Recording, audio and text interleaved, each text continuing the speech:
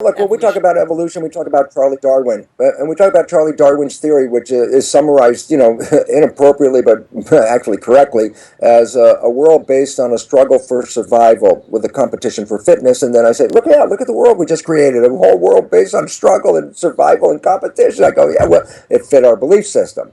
I go, yeah, but is that theory right? And I said, everyone says Darwin came up with a theory of evolution. That's total BS.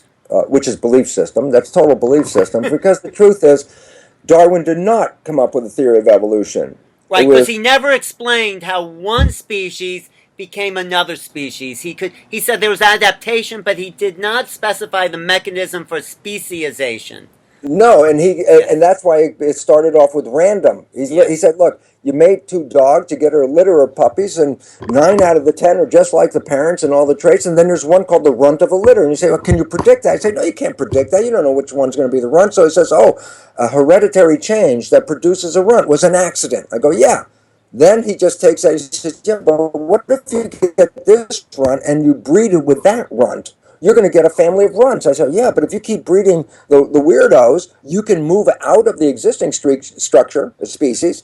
And if you keep breeding the weirdos, you can move into another species. And Can this you is why, really move into another species, though?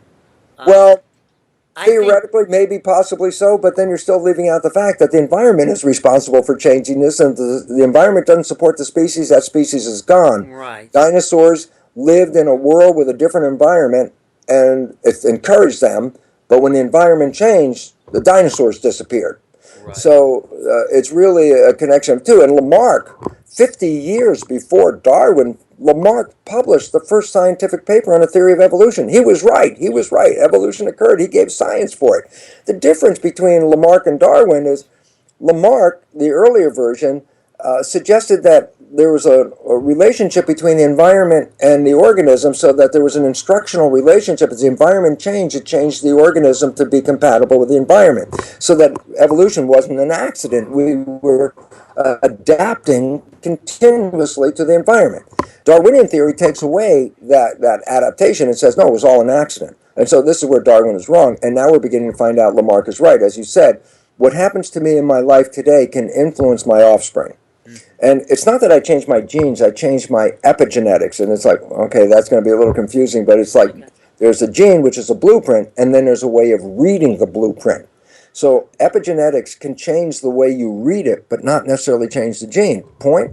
I still have the same gene, but I can read it in many different ways. So we now find, for example, that a gene, which is a blueprint to make a protein in the body, that through environmental interactions, one gene can create up to 3,000 different proteins by the way it's read.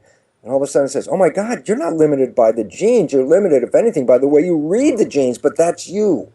Ah, your beliefs, your perceptions, your attitudes. You think you're going to get cancer? Then you will send information to your cells that will generate cancer. You will manifest your beliefs. So And if the you problem think you're is going that, to be healthy and strong and vital and intelligent, then it's not just thinking; it's knowing it, believing it, and feeling it that changes the expression.